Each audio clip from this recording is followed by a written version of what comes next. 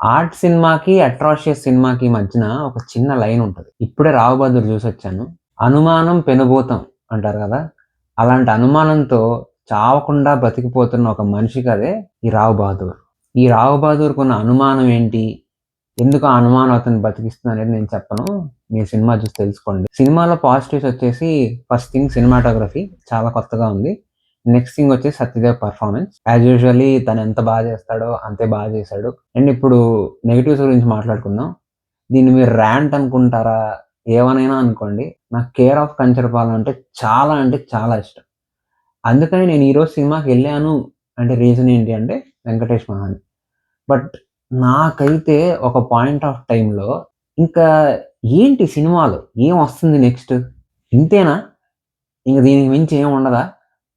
అన్న ఫీలింగ్ వస్తూనే ఉంది. నేను ఫస్ట్ హాఫ్ అయిపోయినాక అనుకున్నా. ఓకే. సెకండ్ హాఫ్‌లో ఇంకేమన్నా ఉంటదేమోలే. ఏం లేదు. సెకండ్ హాఫ్ ఎండ్ అయ్యేంత వరకు గూడా ఏం లేదు. లాస్ట్‌లో ఒక 2 ట్విస్ట్‌లుంటాయి.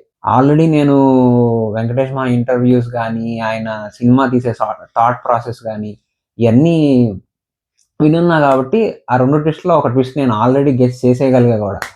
అండ్ ఇంకోటి was a very good surprise. కానీ ఆ 2 ట్విస్ట్‌ల కోసం 2 అవర్స్ 50 మినిట్స్ కూర్చోవాలంటే నా వల్ల గాలేదు. నాకింకా ఈ సినిమా గురించి ఏదన్నా పాజిటివ్ చెప్పాలన్నా గూడా ఏం తట్టట్లేదు ఫస్ట్. ఆ! యాక్చువల్‌గా 'కేర్ ఆఫ్ కంచరపాలెం' అంటే ఎందుకు అందరికి ఇష్టం చెప్పండి?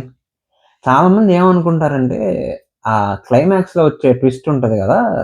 That that is what made the film great అనుకుంటారు. ఫస్ట్‌లో మనకు చూపించే 4 స్టోరీలుంటాయి గదా! ఆ 4 స్టోరీల్లో దేర్ ఈస్ లైఫ్.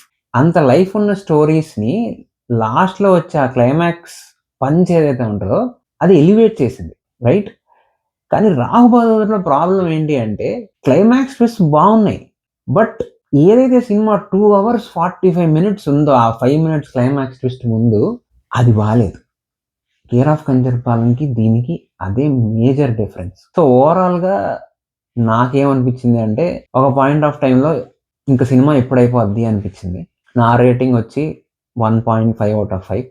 చాలామంది అంటారనమాట, మనం కొత్తగా తీస్తే చూడము, రొటీన్ సినిమాలే కావాలి మనకి అని.